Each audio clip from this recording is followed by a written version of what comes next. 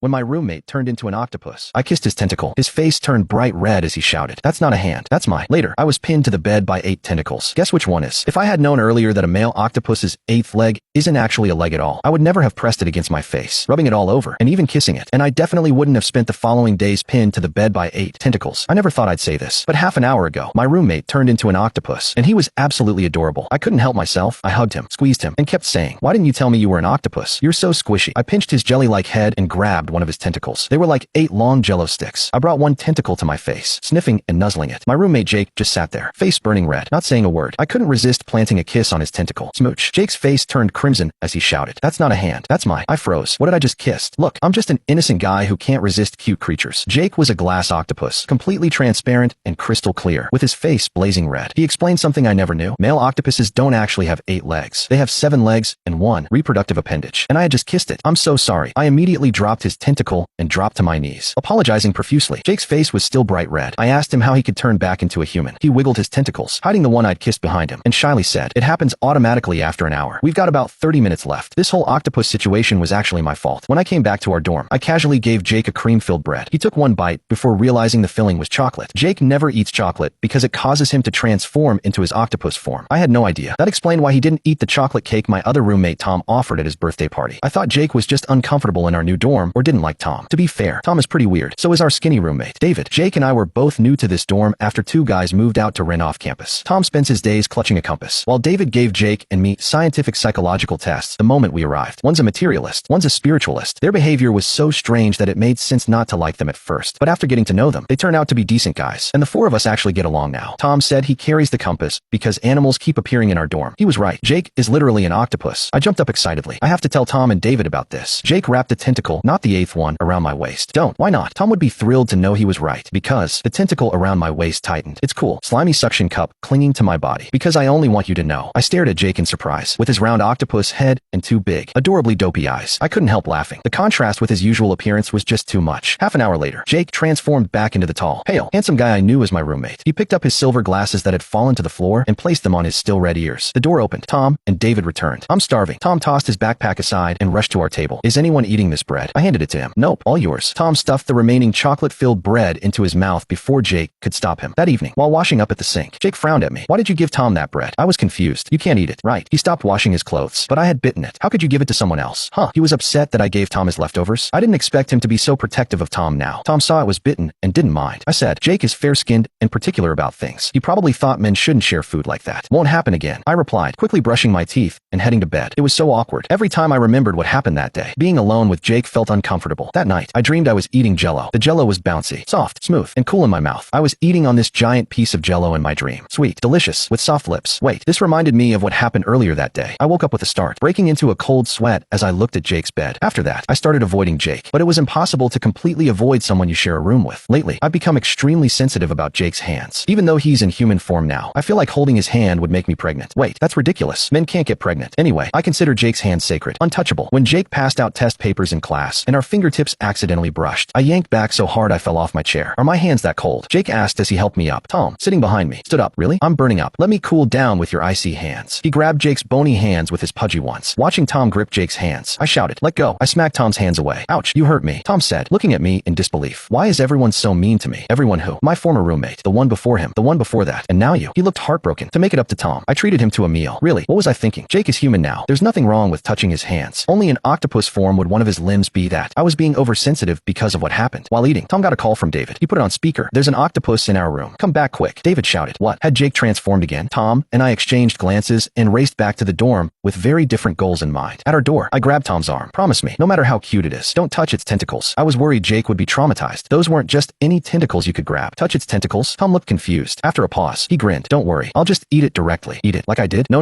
I blocked the door, but David opened it from inside. "What are you two arguing about? Get in before the takoyaki gets cold." "Takoyaki?" I looked at the 4 large boxes of octopus balls he was holding and finally understood. "Yeah, I bought a box for each of us. I told Tom about it yesterday." David explained. "So that's why Tom said he'd eat it. He knew about the takoyaki. Did you tell Jake too?" I was about to say, "Would you eat your own kind?" but caught myself. No, I couldn't reach him. David replied, "Good. He doesn't eat this. You two go ahead. I'm not eating mine either." I turned and ran out. I had to stop Jake from coming back to the dorm right now. My adorable octopus roommate shouldn't see this bloody scene.